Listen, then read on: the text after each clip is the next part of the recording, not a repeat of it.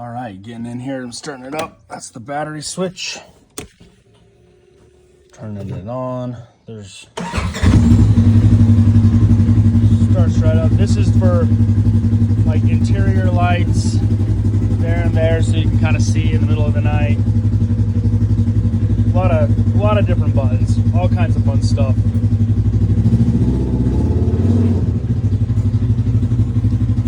All right, pulling it out.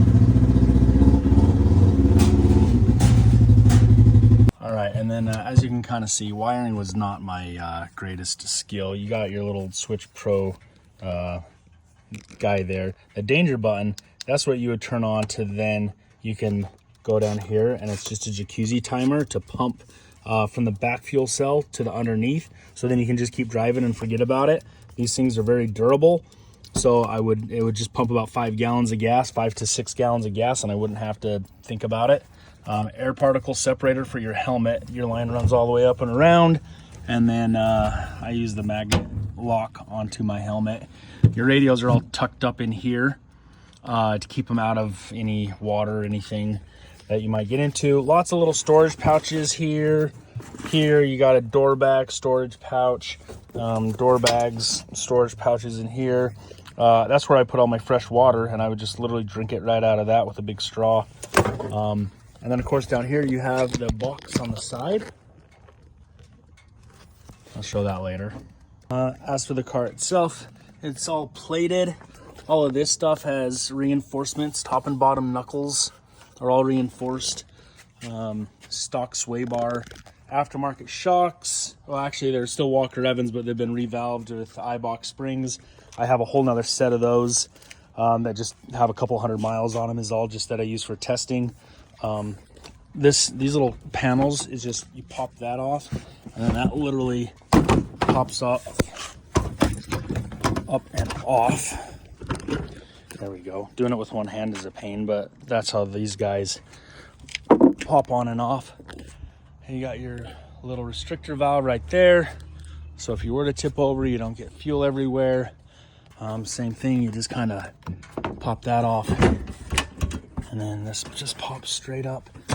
Again, one hand is not easy to do it with. 2 hands pops right off. And then, yeah, just this little box for all kinds of miscellaneous stuff. I have tools and triangles in there right now. And a tow strap.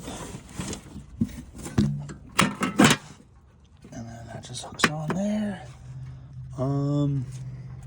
Yeah, so you have your little 14-gallon fuel cell here. Tire's cool, it just fits right in the back, which puts weight right to the rear. Keeps the front end kind of light, so going over whoops and stuff. There are limiting straps all the way around. Cool story, Rob McCachran actually gave those to me. One of the winningest off-road racers in human history. And so, yeah, those are off of his trophy truck. Same with the ones in the rear. Those are off of his trophy truck. He gave those to me, which is kind of cool. Here's the little transfer pump that then just pumps it from here, and then it goes down and actually just goes right into the fill cap. But then it's, you can see it just kind of moves. It swivels. So then you can still just fill it up with regular gas. But yeah, it's a good car. It's just dusty right now. I did some trick stuff with the rear trailing arms where I moved the shock off to the side just to kind of help with leverage points. It makes it cycle a lot better. I don't know why Polaris didn't do that.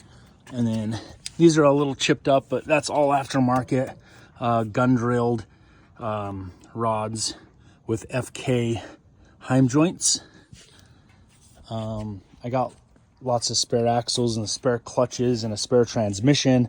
I've got 4 spare tires, 3 spare wheels.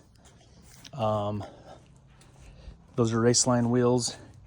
And yeah, I don't know. That's pretty much it. It's a pretty simple car, but it's very reliable and it just goes. It gets like 10 to 12 miles to the gallon, and a lot of fun to drive.